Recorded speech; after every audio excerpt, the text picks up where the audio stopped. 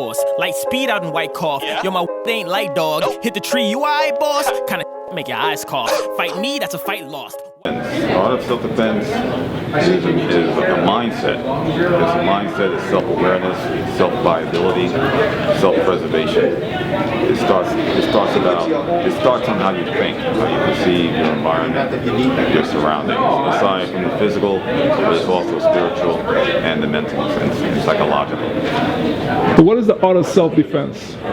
The art of self-defense, it's ambiguous. It means that there's different interpretations, but the principal art of self-defense is survival, self-survival, I would put it that way. And the means to adapt to conflict in whichever form that takes in terms of attacks. I always go by what Bruce Lee said about de-water, my friend. And what I got from that is to learn to adapt to the situation. In other words, an attack is made, you make sure that you adapt, and your adaptation is basically adapting to the mode of attack. Whatever that attack, what form that attack takes, you have to be able to defend yourself based on that. But you have to use the right method to do so. So the thing is to survive, self-defense. But self-defense is not a selfish principle. Self-defense could mean saving yourself or defending yourself or anybody else, like anybody, your others, your loved ones, or somebody that, you know, in some difficulty that you come to their aid. All that's part of self-defense. You're saving life, and that's basically, and then using the proper method, being proficient in what you do. Most people say maybe this technique doesn't work. No, it's not a matter of the technique. It's a matter of the person behind it. How do you execute? Are you proficient in your craft and what you do? So basically, overall, is to preserve life. That's my concept. To preserve life through conflict, and whatever that and to confront conflict in the best way you possibly can. The main thing. They're like breaks that I'm done. Yo, I'm exiting, son. Officer, don't be confused by the legs in the trunk. Yo, I swear she was dead from the jump.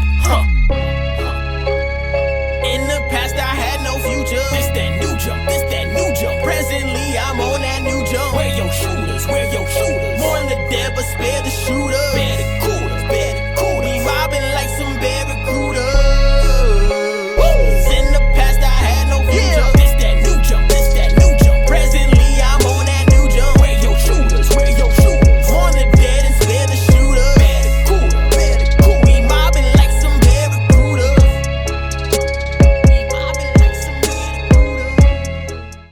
When someone has been touched inappropriately, how do they reclaim their power and or independence? Okay. First of all, I'll mention a book that I sort of push. It's called Verbal Judo. Because usually when a person is touched inappropriately, Yes. they get upset. So you have to be able to diffuse that situation into something where you can communicate with the other person. Yes. But you have to know what resources you have available. If you file a complaint or you get upset and you strike that person, Yes. there's limitations in that. When that person can do you no more harm, Yes. it's over. Okay. But if you attack it verbally, then you might be able to get some information that could take care of that situation legally without getting upset. Okay. Interesting. But there are things you can do if it persists. Okay. And in my women's self-defense program, what I try to do is to make sure that we learn things about pressure points, sensitive things. I do not expect you to kick a person in his groins if you can't raise your knees, Yes. your legs higher than his ankles. Yes. Yes. So you have to know what resources that you have. Okay. Everything that you have on your body is a weapon. And it's not all about power. It's about knowledge. Don't panic. Yes. Don't change horses in the middle of the stream either. So those are the type of things that you have to know. Okay. But gather your resources, mentally be prepared because you're going to be distraught. Yeah. Yeah. Very. I think that's something for people definitely it's important to know because a lot of times, and you tell us, you'll prepare on the mat for things, but when you're in a real life situation, what are those type of physiological responses that kick in, like you're saying, being stressed out. Right. But respond. Yes. People, they faint or they get choked because they stand up and get choked. Okay. If you allow your body to react, then you have to understand the mechanics and the physiology of the person that's attacking you. Certain things they can't do. They can't hold you in this position with their arms straight and choke you. They're not strong enough. Okay. But if I turn my hand this way and I'm using my bicep, I can choke that way. Okay. Nobody chokes that way. They choke this way. But you don't know that. Right. But if you knew, then all you had to do is drop your weight and deal with the situation. What's the earliest that you would recommend people to start with self-defense? 6 Okay. years old. The earlier, the sooner, the kids' minds are like a sponge. And how often would you recommend that people take self-defense classes, learn about self-defense? It will be based on their schedule Okay. and their comprehension capability. Gotcha. All right. Well, thank you so much for this time. Oh, you're quite welcome anytime. Even 5 years old. When I sit on top of a 5-year-old, my hips, they raise their hips up, they have a chance. When I'm underneath their armpits, they raise their hips, I don't go anywhere. You gotta keep the elbows in. We're good? And then I'm teaching this grip today. Here, hold the glass of water, a little bit higher. There you go, you still have the alignment. And then they say, Tony, well, what, can't I just go like this? Like kind of do like one of these numbers? Yeah. See? It's good, but it could be better. Not working. No, it's not working. Good. Now you hold my elbow. Now, that's it. Don't hold your breath. Catching a lot of people going like this. Breathe. He's smiling. There's good. He's on the right track. Now, if you bridge, you don't trap my foot. Go ahead, bridge. No, don't trap my foot. Bridge. Person can put the foot out for base. So you got to trap the foot. So that's the details. You got to do all the right elements. If you miss an element, it's not going to work so well. Good? All right, we're going to do that a lot of times, right? All right. So when someone has been touched inappropriately, how do they regain their power and their independence? Yes. When the moment happens, Yes. Definitely there were some boundaries that were crossed. So the person needs to reestablish the boundaries. Okay. And if they cannot reestablish the boundaries, that's things have escalated. And they need to be relaxed as much as possible. And hopefully they have some game plan of how to escape a situation like that. Okay. All right. Now, your style of self-defense is different. Sure. All right. And I understand there's a lot of groundwork. Yes. And let's talk about that a little bit. Sure. My background is in the Gracie family jiu-jitsu. Yes. The Brazilian jiu-jitsu is very common as the vernacular in the United States, around the world. Okay. And their style specializes in the ground fight. So they spend a lot of time on the ground doing positions and getting very comfortable from there. So positions that a novice or someone that's brand new, they have panic. We learn how to be in dangerous situations and then have a lot of self-empowerment and confidence in that. Okay. So for women specifically, or teenage girls, Yes. they learn how to be calm and collective and know the popular opportunity to escape and get to their feet and get out of there. Okay. So that's good for them, and then through that education they have a lot of empowerment. And they know how to establish boundaries, so things before they get more self-aware, Yes. having awareness, and that's a lot of what self-defense is. Okay. Having awareness, situational awareness, Yes. so that you can avoid dangerous situations. Yeah. And then if things escalate, knowing how to stay calm, not be aggressive, but just knowing how to use your body and your movements and create distractions Yeah. so you can get out of it. Yeah. You know, that idea of staying calm is so important because we know when we are stressed, it causes a physiological response. Yes. And many times, right, you go into the fight, flight, or freeze mode. Correct. But if you stay calm, you can keep those executive functioning working Yes. and be more strategic. Correct. Now, I've done all this martial arts training. Yes. I'm active military. Okay. When it becomes time for me to handle the weapon, Yes. I freeze up, and I had to receive that training on how to, okay, the bullet's jammed. What do I do? And I had to go. I had to train, just like martial arts. All right. And it's very easy for me to say, yeah, come to class, but you still have to do the training. Yeah. You still have to get in this situation, and then the basic training has to be escalated in the class. Like everything's calm, everything's relaxed, everything's friendly. But towards the end of the graduation, the instructor puts more pressure, puts more stress, starts yelling at the girls, and then they got to fight back. Yes. They got to relax, they got to calm themselves. And they have to go through that.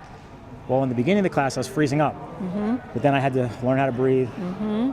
Today, that's happening today. I'm walking around helping with techniques. I'm saying, hey, breathe, smile, because people are training like this. So I'm trying to catch that even from the beginning, even when there's no stress. Excellent. Excellent. Right. Thank you so much. Thank you very much. All right. People, we're gonna grab punch, watch this. Grab punch, here, down. Feel this? Try to punch me. Now when you come out of this, we're gonna talk to the guy. Can you get out of this? Try. It's all control, down the ground. Can you get out of this? Put your hand behind your back. Fold your feet up. Fold your feet up. Can you get out of this? Can you? Huh? And then you move to the... You like that, huh? All right? So, once again, for you, so you have something to go home with. Here, punch. And let me use you. Come over here. I never ever, listen, one thing about me, everybody in this room is an Uki to me. Every one of you. Because you know what? The guy in the street is not my Uki. He's my enemy. So he grabs here, punch, and I'll slap again here. I'm gonna go to this to loosen this up, and then when I get to here, this is what they call a shibori. You feel this? Can you get out of this? Try. You're not gonna. Can you get out of this? Lay down the flat. One thing about big guys, when it's muscular, they really feel this. Can you get out of this? Try. Can you get out? Put your hand behind your back. Right away, put your feet up, cross them. Now I can fold this up. I'm next. Mike, I'm doing a mic. So, when someone has been touched inappropriately, how do they regain their power and their independence? Regaining power and independence after somebody has been touched inappropriately, number one, relies on discipline, self-esteem, self-control, the attitude you have to have, and knowing that something has gone astray in your life that you didn't expect. Very important that somewhere you need to be able to control your emotions enough to recognize that you're an individual. And individualization is very important.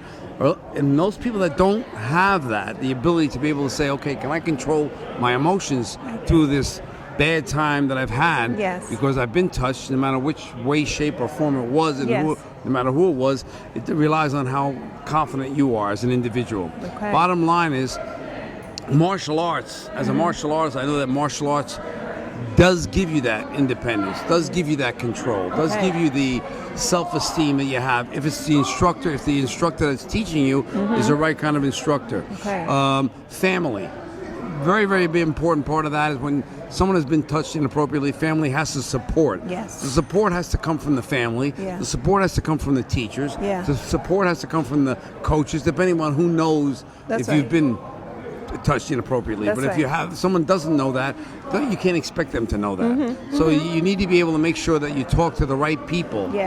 And make sure that if it's your parents, if it's somebody that's in law enforcement, if it's somebody that is a teacher or coach, and you trust them, first of all, the most important thing is trust. Because once someone is touched inappropriately, trust becomes an issue. That's right. So it's who been do you, violated. You're violated for sure. Who do you trust?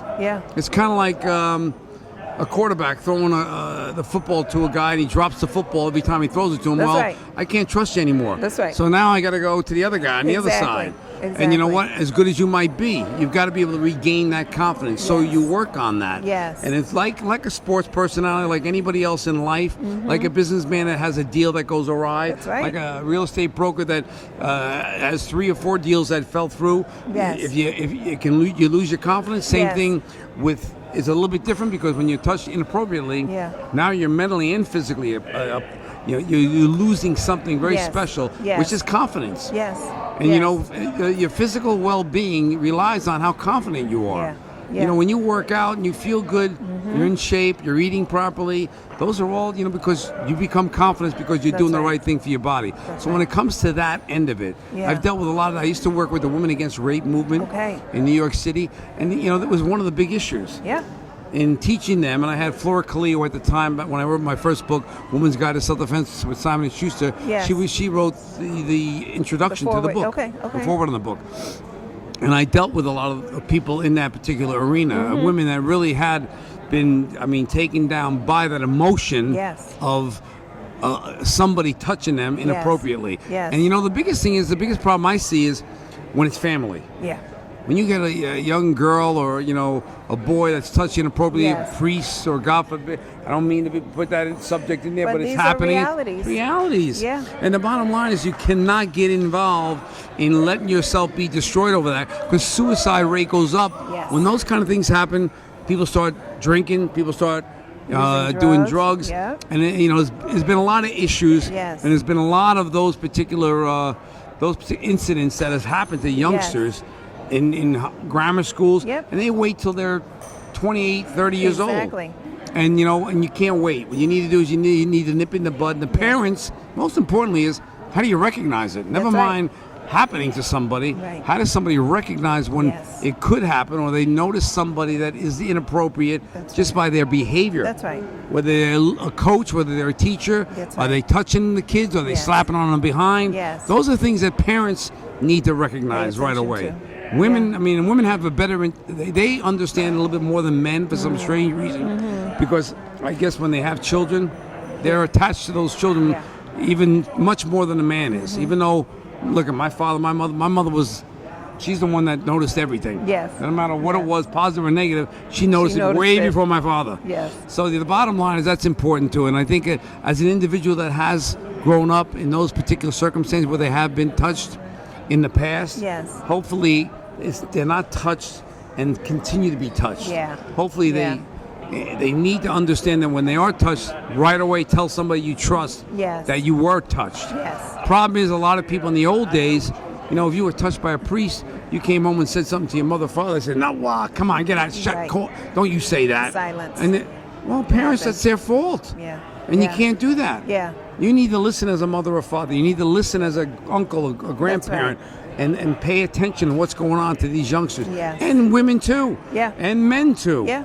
Well, men is a different story. You have your own brain. You got to think straight. Men, women too. But women, they're touched inappropriately sometimes. Yep. They don't want to be touched. And you Yep. see a lot of that going on right now. Yeah. You see that with football players, with politicians. All over. All over. Yes. And they need to make sure that they are strong enough individually to make sure that they never lose their individuality. Yes. And that's something that we need to be able to make sure that we help. Yes, So exactly. I think also constant talking to the right people is That's very right. important. Very and I much think so. people lack that. Yeah. They don't talk. And parents, teachers, you need sometimes test the kids and ask them questions that That's right. pertain to That's the right. physicality. Sometimes you have to ask Right. the hard questions Yeah. to And get the answers to help the people. If you're an alcoholic, you're a parent and your son's doing drugs, you have to ask, Yeah. wait a minute, I noticed something different. What are you doing? Exactly. Same thing with this Exactly. situation. All right. Thank you so much for No. your time. Sorry, I talk 100 miles an hour, but It's all right. We got enjoy. it. All right. God Thanks. bless. Thanks, you. When someone has been touched inappropriately, what can they do to regain their power and independence? Well, first of all, the individual had to know that they're much as important. They're human beings. They have a heart and they have a way of thinking. And if they do, they have to build themselves confidence enough to regain their powers again and self-confidence. That's where the art of self-defense comes into. And if you can do that as much as you can for yourself, within yourself, and tell yourself, I'm just as much as important. I cannot allow no one ever to be touched by anybody. Then I need to know that I'm just as most important than anything in the world. And the art of self-defense comes in hand because that's what it builds. It builds your self-confidence, Okay. self-esteem. Yes. Make sure that they, as much as they can gain from the art of self-defense, and that's how they're going to regain their powers Yeah. and security. Okay. Not to be insecure, but to be secure Yeah. over themselves. And I'm also hearing self-awareness too. Self-awareness comes involved. Why? Because you can feel when something is wrong. Yes. And if you don't feel it, that means that you are just as much as a victim. Yeah. that's where the self-defense aspect comes along and self-awareness. That's what it's all about. The moment you can feel that, Yeah. the moment you can feel that energy and say to yourself, you cannot allow anyone to touch you Yes. or be appropriate to be touched, Yeah. you can build that self-confidence. And through the art of self-defense, you can do that. Yeah. Self-awareness is a big word, Yeah. Yeah. and it has different meaning. For me, self-awareness to make sure that I'm aware of what's going on in my surroundings, Yep. and that's the most important. Yeah. All right. Thank you. You're welcome. Now we're going to do it in Spanish. Okay. Okay? You ready? Yes. So now when I ask the question, I want you to repeat the question in Spanish Okay. and then go ahead into your answer. Okay. All right? Okay. So when someone has been touched inappropriately, what do they need to do to reclaim their power and independence? Cuando alguien está tocado apropiadamente, cómo tú puedes reconocer tu poder y tu seguridad. Simple.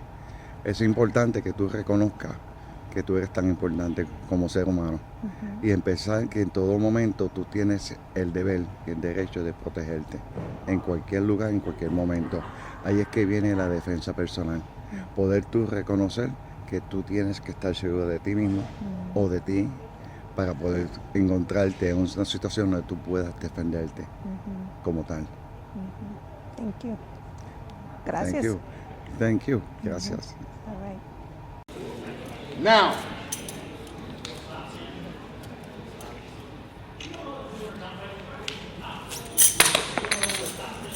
one, not bad. Out of all of them, if one of us do it, be all split splashing all over the place, right? Yes. I just split splashing, you know the word. Next, ready? Ready, next? Come on. I will come back and make time individual if you wish. We're going to work on you. I want to devote my time to you.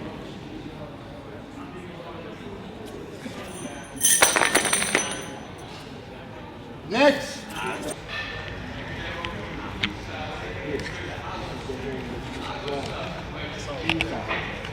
The left leg is closest to her leg. I am not bent over. Bent over. Everybody move. Bent over means I'm going that way. Go. So it's very fast, so it has to be there.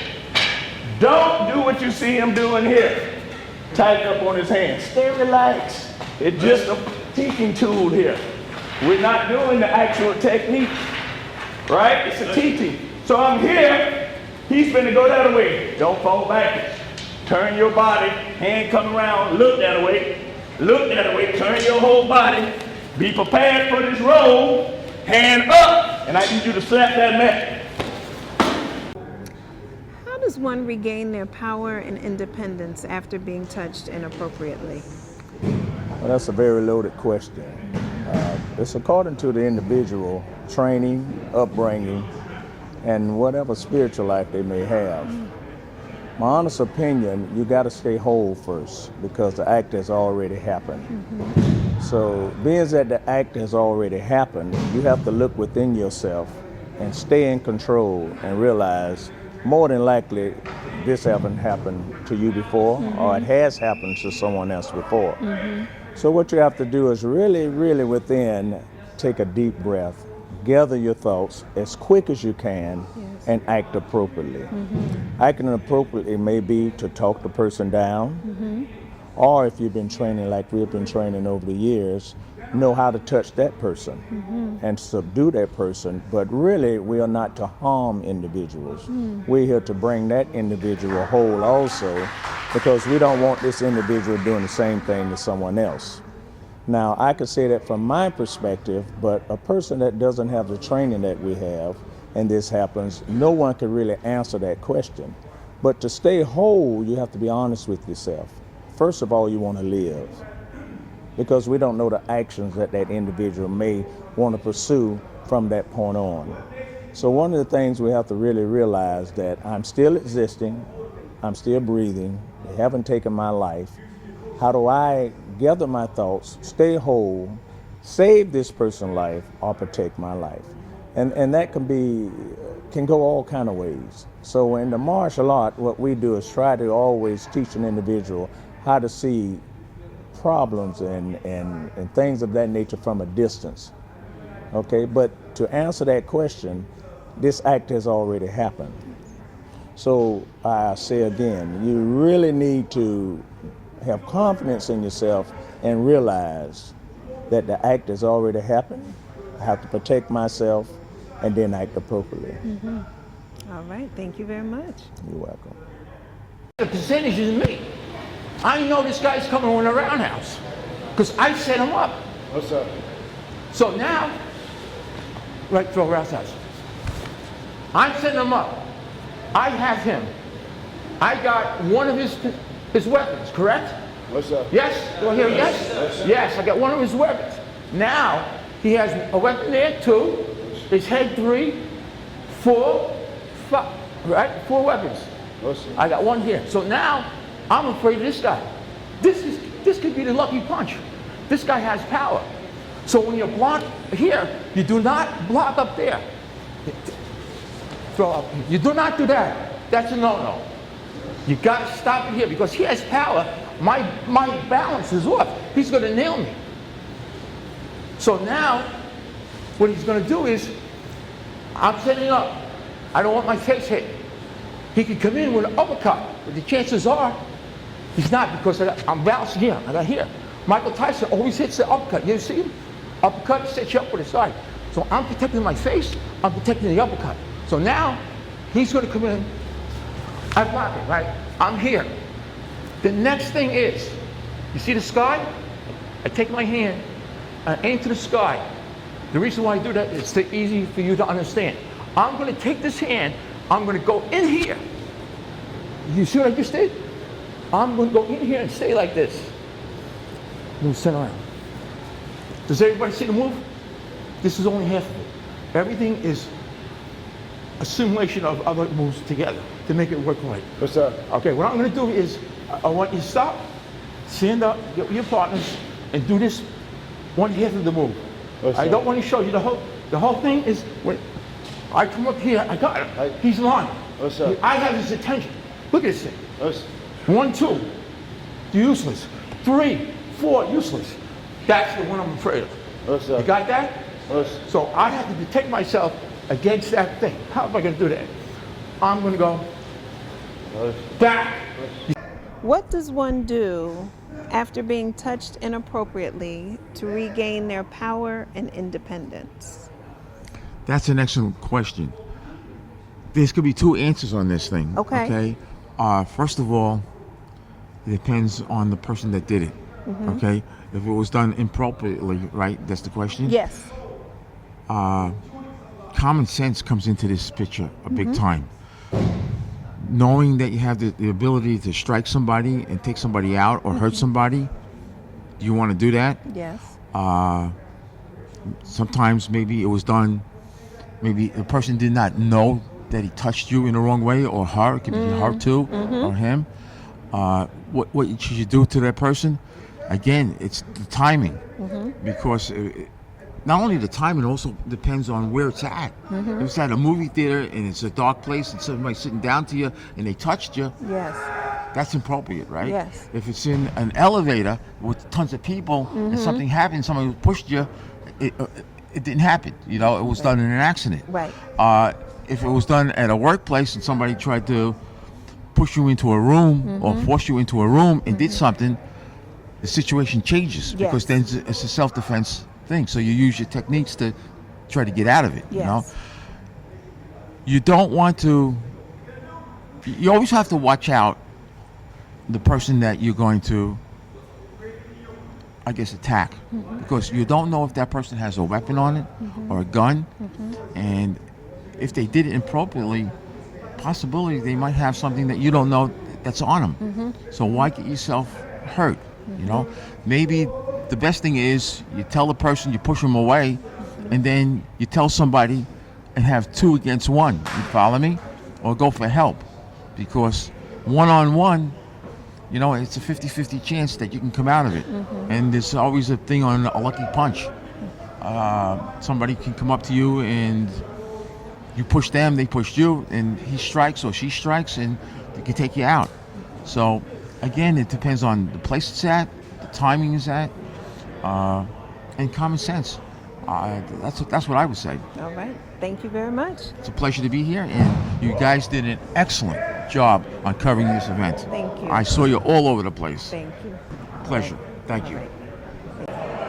When someone has been touched inappropriately, how do they reclaim their power and independence? Well, I think they need to learn first how to get their minds straight first. Okay. And we need to work with their minds so that the way they can be able to accept what I'm going to teach them. If they are not mentally able to accept the change in their mind, Yes. they won't be able to accept the learning the self-defense. Because they're going to learn the self-defense in an angry way, in a wrong way.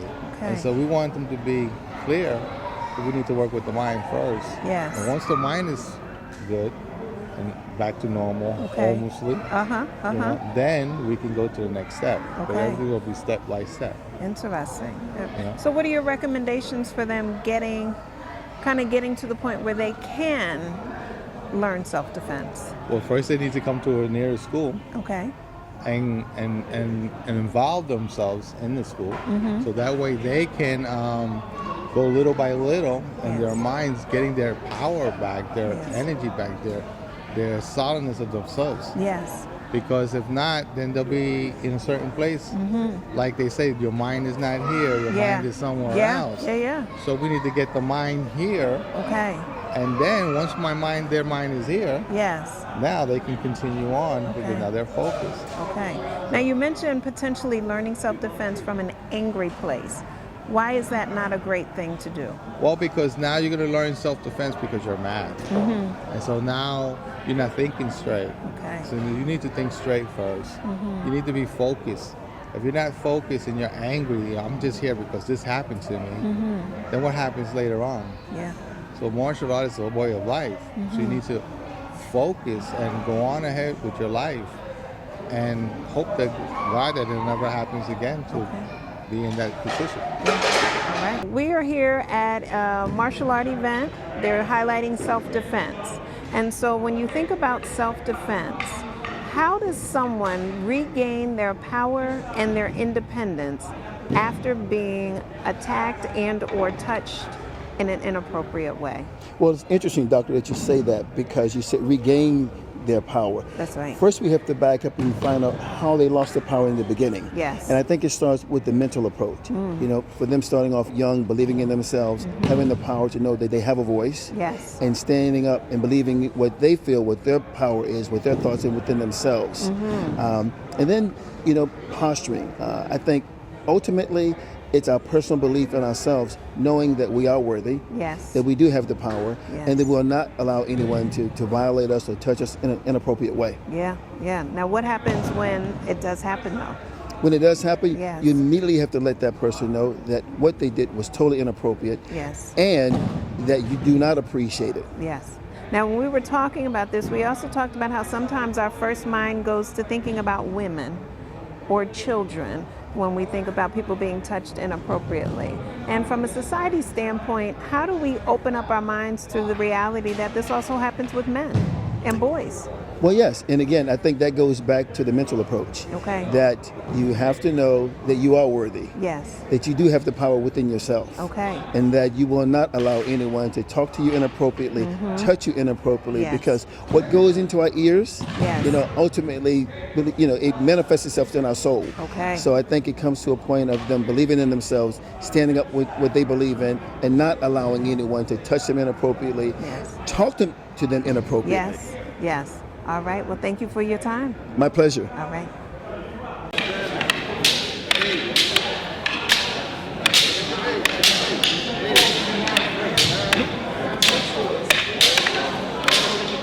Wait a second.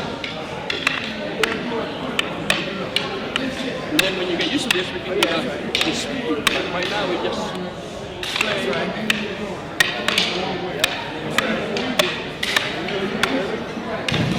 What's that? Okay. When someone has been touched inappropriately, how do they regain their independence and their power? Well, again, you have to practice this about, talking, because sometimes it's hard to talk to somebody to walk away. It's pretty scary because you're already, nervous right there. So the key right there is talk your way out. But you gotta practice those. Walk away. And then now when they touch, it's a different story. Now you gotta practice the basic and what they show you. Okay, because if you don't practice those, it's hard to do it to defend yourself. But you must repeat the technique what they show you with your sensei or your instructor. And that's my opinion. Okay. Now, what style of self-defense do you teach or have you seen taught? Common sense self-defense. See, for me, when I show self-defense, to anybody, I always tell them about the best technique is awareness. You gotta be aware. Even myself, I've been doing it since 1956. Okay, if somebody attacked me from the back, I can't do a thing. But if I pay attention and then look around, they're gonna have a hard time to get me. I'm still standing here because it's been I'm 68 years old, and nobody got behind me because I always look around. Anywhere I go, I always look around. In a big city, small town, or whatever, you always look around. Let everybody know that you're there. You don't need to be paranoid, or you have to just look and say, okay, you know what is going on. The main thing is don't let anybody get behind you without knowing it. Because I can sense those. Because I practice it so much, now I know somebody, I just turn around. There's nothing wrong with that. So self-awareness is key. Yes, you gotta be aware. They do the same thing when you drive the car. If you don't pay attention, what happens? You got an accident. Because all of a sudden somebody will come out or turn. You gotta pay attention on those. So that's the same thing on self-defense. You gotta pay attention or be alert all the time. Thank you very much. Okay, thank you. Hey, this is Dr. Kathleen Walls. And Xylo. And you are watching the Pitt Connection on UCCN TV. Yeah, let's get it. V. Drop the ocean, stop encroaching, pop your pockets open for the potion. Pay attention, stop the joking, Logan. Thought-provoking, awesome moments, mostly the moans of the motion sick. Dark minds, I got throats to slit. Tasha than ghost. Blunt Rasta, I smoked and dip. Run fast, I'm closing in. I don't know your girl, but you're my number in an iPhone. I'm the type of in your city like a cyclone. Have these women dropping to the floor just like a